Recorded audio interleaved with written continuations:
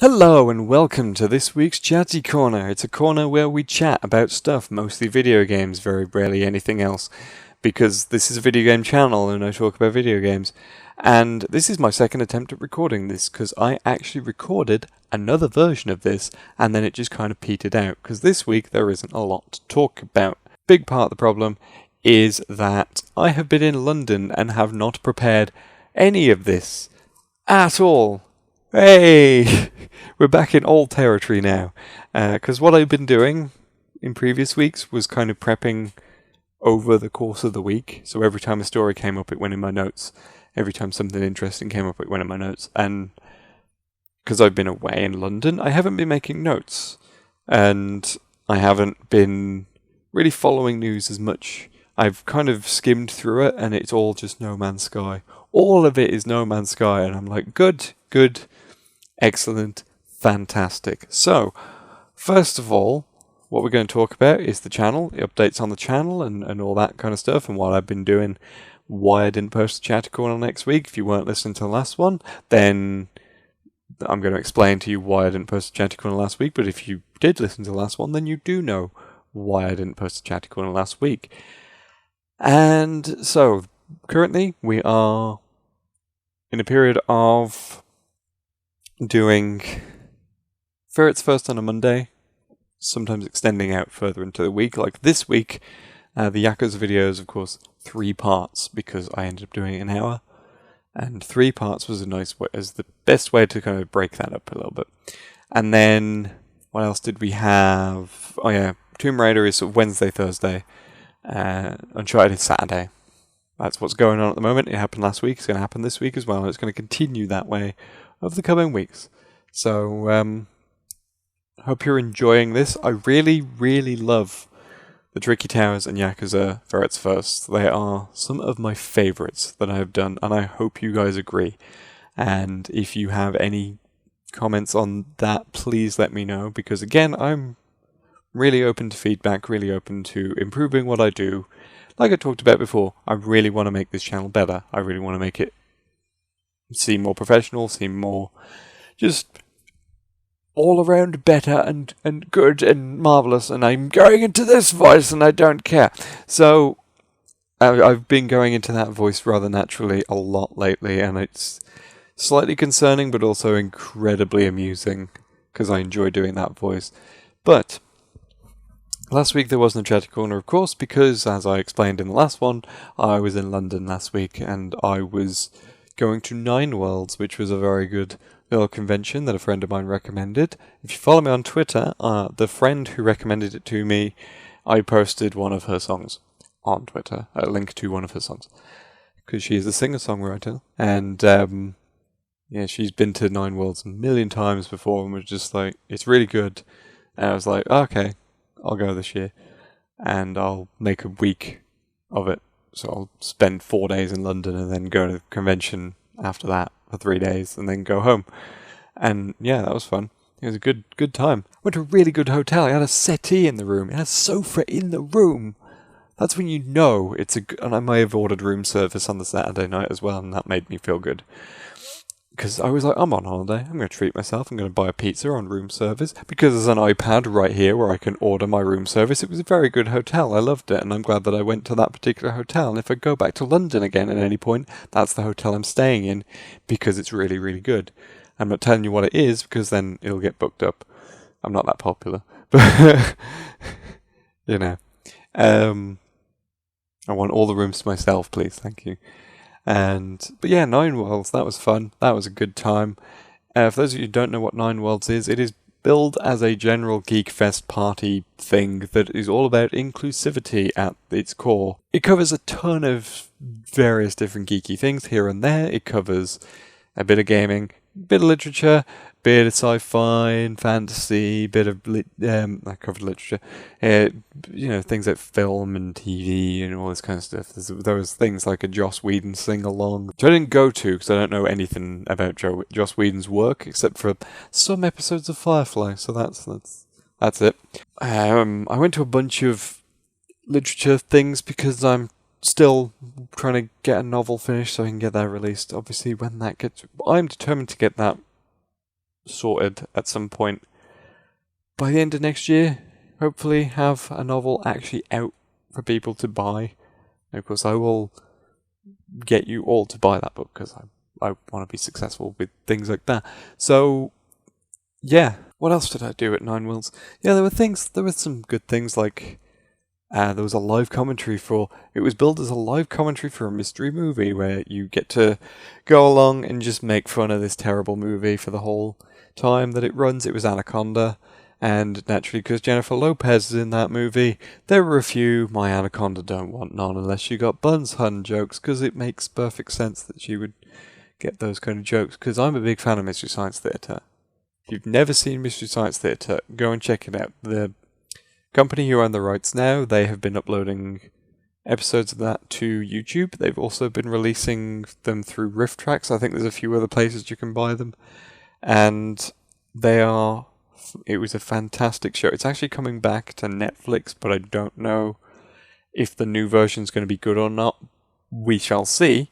But currently, I am mostly interested in, obviously, the old ones, and to have this kind of impromptu interactive Mystery Science Theatre was very fun.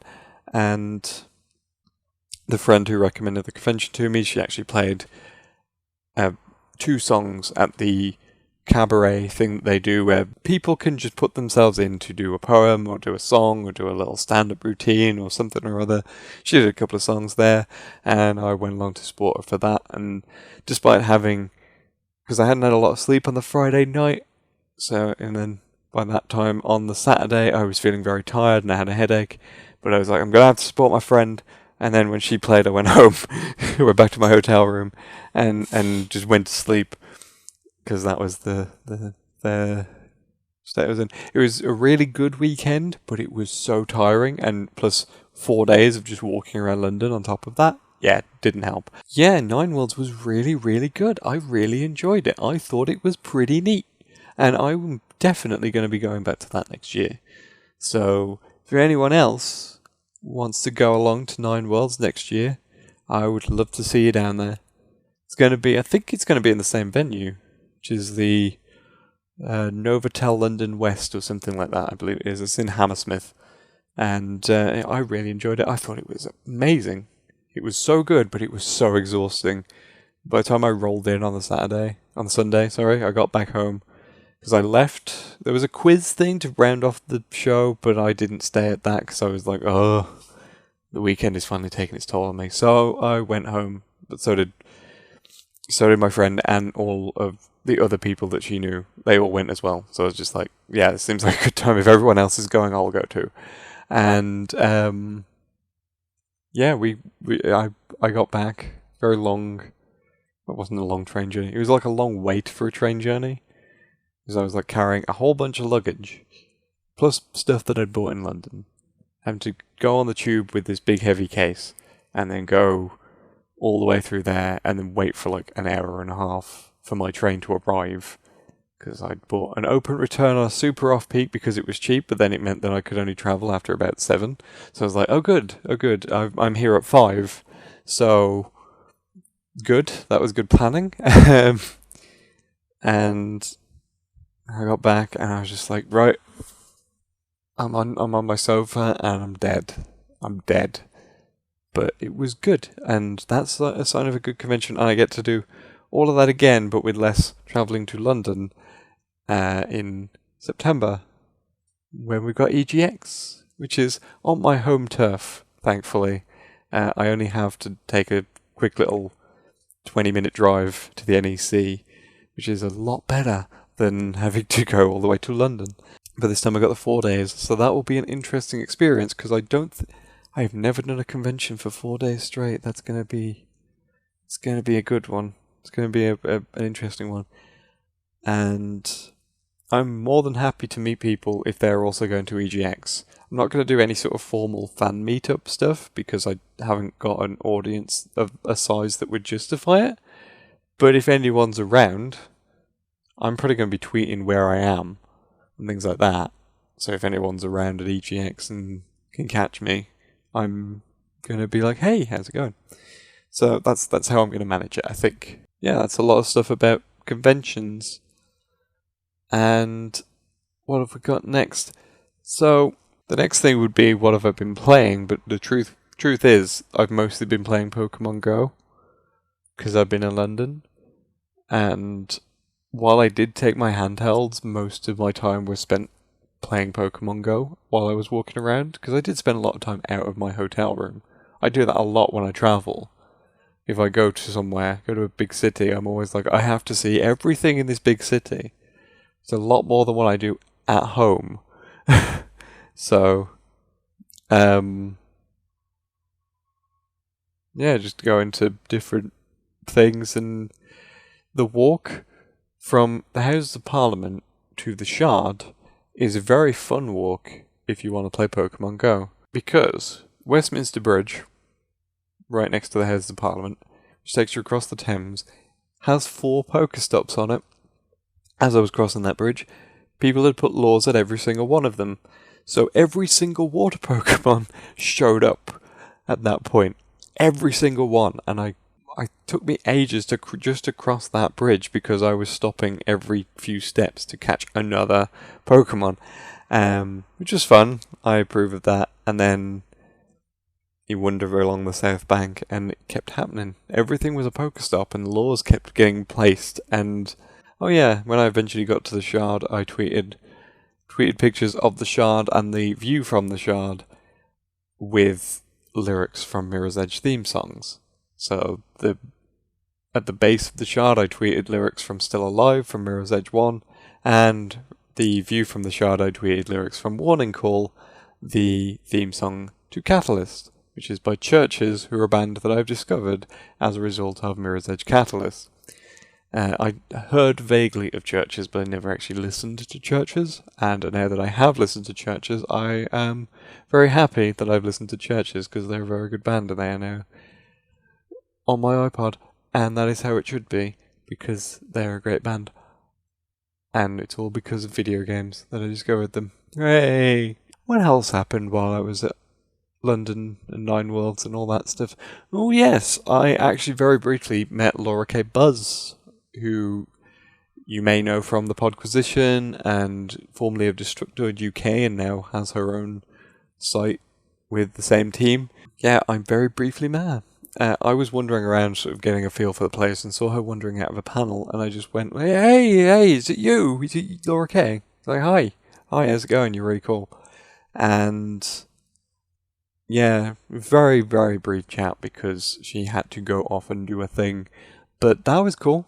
I was very happy to meet Laura K. Buzz, so yeah. So what did you comment on the last Chatty Corner? We got a comment from Bitter Knave, which was Sonic is 25. Is it just me, or does it feel like we have a Sonic anniversary every 4 months? We pretty much do, and it will be pretty much like that next year, because we're getting Sonic Mania and then Sonic Generations 2 like a few months apart from each other, so it's going to be another Sonic anniversary celebration.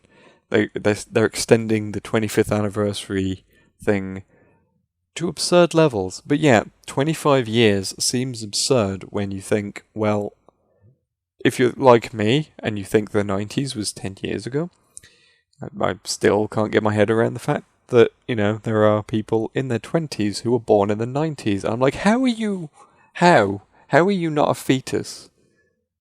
But no, they are in fact 20 years old. I'm like, alright, cool. Maybe that's me showing my age. I don't know. Which I'm not going to admit. I'm not going to tell you my age, because it ruins the mystique. What else did we have?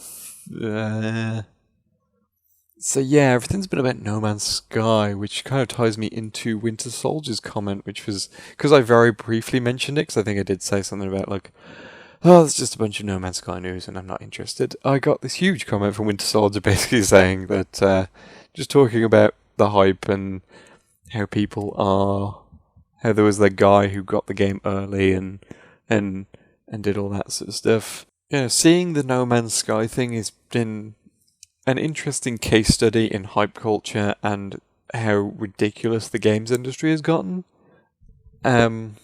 Also, the over-proliferation of procedurally generated roguelike survival type games. Those things, Jesus Christ, I'm sick of them. Maybe not roguelike, let's take roguelike out of it, but you know, procedurally generated survival games. I am so sick of them. I hate the idea in the first place, but the fact that they keep coming out all the time, and it's just all, like, half of Steam's library seems to be this sort of genre, and it bugs the crap out of me. But what makes it worse is that No Man's Sky was hyped up for years, hyped up like the next big thing, and it's just another survival game. The difference with this one is, though, the world is bigger. And the problem with that, I find, is that big doesn't always mean better. Now, there's a joke to be made in there, but I'm not going to make it. You can make that in your own heads, because I'm sure you're already thinking it. But anyway, bigger doesn't always mean better. It is how you use that space that counts. So, let me explain. There was a bit of a controversy over Fallout 4 when that came out, because someone ran from one end of the map to the other and was like, well, this isn't very big. And of course, people pointed out that that's kind of not really the point, though, is it? In the midst of all that space, pretty much every square inch of it has something to do. Something to explore, something to look at, something to some sort of quest, something to tell a story. You know, it feels like a living world. So yeah, it's a bit more compact, but everything you can do, there's something to do in every bit of it. In No Man's Sky, you've got, 500 quintillion planets? This was a question in the opening quiz of 9 Worlds. So I should remember, and I think it was something like 500 quintillion. And the problem with it is that all you're doing is shooting at rocks, looking at weird creatures, and collecting resources to gain more fuel and resources so that you can go and collect more resources, so that you can go to another planet to collect more resources, and everything kind of looks a bit the same but a different colour. And I don't get it. I don't understand. I don't know why there's an appeal to that. Like, don't get me wrong, I can understand the appeal of having this big world to explore and you can go and see cool stuff. The only problem is that from what I can tell, once you've kind of looked around your initial planet a little bit, you've seen the whole game. Because this is my problem with procedurally generated stuff, is that they have to limit what they can do. So everything kind of just, even though the idea is that procedural generation, what it's supposed to do, in theory, on paper, is that it makes completely random worlds that you will never expect. The problem is that in reality, it actually ends up making every level kind of looks the same, but it's a slightly different shape. And that's not fun. That's not nearly as fun as, like, anything where, you know, everything's designed in a certain way. I have a lot more appreciation for actual design, level design, than I do for procedural generation, in all honesty, and that's why No Man's Sky never appealed to me. Because I kind of, in the back of my head, always expected it to be the game that it is, and could never understand the hype as a result of it. Because they went for so long not telling you what you could actually do, that it felt like there isn't anything to do, and now I'm seeing it, I'm like, oh, there really isn't anything to do, it's just progression for progression's sake. There's this whole thing about, like, oh, if you reach the center of the universe, there's a special thing for you there. I'm like, I don't care. If it means that I've got to spend, like, 50 hours plus just shooting rocks, no thanks. I've already had that problem with Final Fantasy 13, where you have a 40-hour tutorial and then an ending that doesn't make any sense. That was a fun time. I love beating up Final Fantasy 13. It keeps coming up all the time. Yeah, there was the guy who managed to get hold of an early copy of it and played it without the day one patch, and he beat it in 30 hours. What else was there? There was some other stuff. I don't care. It's been interesting to see, though, that a game as kind of bland and uninspiring as No Man's Sky can get the level of hype that it's gotten just through good marketing. Well, I say good marketing, it wasn't even that good, it's just that a lot of gamers are just far too easily pleased, I think. You know, they see this and they're like, oh, what big space there. I'm like, oh god. There's me sitting on the side going, am I the only one who can see that the Emperor is naked? Because I feel like I'm going insane. You know, they built up all this hype and it's not much different to about 1 million games you can get on Steam. And while we're on the subject, can I say that I'm really disappointed with We Happy Few? A game that, when it was shown at E3, gave the impression that it was a really cool, narrative-driven game in a sort of weird alt history dystopia, and it looked right up my alley. The art design's great, and then as soon as it goes into early access and all the comments coming out pointing out that it's a procedurally generated survival game, I'm like, well, there's all of my interest in that game gone. Completely gone. Can we just do away with this whole genre, please? I know that I've not really touched on any of the specific points in Winter Soldier's comments, but I just want to get that clear. And this is my opinion on No Man's Sky, is that I don't get the hype. I don't see what's special about it, and quite frankly, the whole genre puts me off. So, I mean, if that's your thing, that's your thing. I'm not going to criticize you for that, but for me, I'd rather feel like I was progressing, like I was actually part of something. That's why I like narrative-driven games, because I feel like I'm part of a story. But with things like that, I don't feel like I'm a part of anything. I feel like I'm part of a computer simulation of a thing. Yeah, I don't like it. I think it's boring. It's like, oh good, another rock that I can shoot to get more resources, so I can go over there and shoot another rock and get more resource. And and no one wants to talk about any other game right now. And the problem is that when I record this, it's too early into Gamescom for there to be any news from there. So next week will probably be an overload of news, because Gamescom is happening this week, but it kind of happens sort of the tail end of this week. And I think that's why there hasn't been a lot of other news, is because everyone's been going, well, Gamescom's next week, so let's not bother announcing anything. So everyone's just been banging on about No Man's Sky. And yeah. So that's all I've really got to talk about this week, I think. And that's pretty much it. I mean, I could talk about games. I have started Pikmin. I've started the original Pikmin in my chronological challenge, and I'm almost done with Final Fantasy X. I think I'm getting to the point where I'm about to beat Sin. So, but yeah, Pikmin.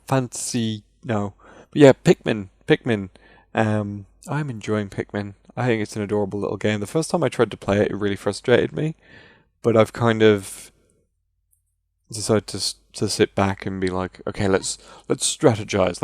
Let's decide on 1 million things that we can do. Can we do this thing? Can we do this thing? Let's go over there. Let's go do that thing. Yeah, so that's cool. I like Pikmin. It's adorable. So I've been playing that, and it's a fun game. I played it when I got back, because I alternate the games, and I'm sad enough to kind of keep track of when the games are. And it was Pikmin's turn on the night that I got back from London, and I spent most of my time during that kind of going, I don't really have the brain power to deal with this right now. I managed to get all the remaining parts from the Forest of Hope, and then after that I went, you know what? My brain doesn't want to work on this game anymore, so I'm going to go away now. So I did. And I don't remember what I did instead. So what have you guys been playing? Have you been enjoying the new Ferrets First? Have you been enjoying Uncharted 4 for the past few weeks? Because obviously that's a new Let's Play that's fun and good for the whole family and stuff. And I know it's going to be a short one this week, because as I look at the timer, it is 26 minutes, and that's before I edit anything out. So this is probably going to be about 20 minutes long. And I know that I normally do Chatty Corners that are a little bit longer than that, but I don't really have much to talk about this week. So I'm not going to talk about much else. And yeah, I hope you enjoy the new Ferrets First that are coming out over the coming weeks. I hope you enjoy Tomb Raider. I hope you enjoy Uncharted 4. And let me know what you've been playing. Let me know what you think of what I've been doing lately. Any recommendations for anything? I don't know. And yeah, that's where I'm going to leave it at that. And like I said, EGX is going to be in a month, so if you're into that, let's try and figure out what we can do so that I can say hi to people while I'm there.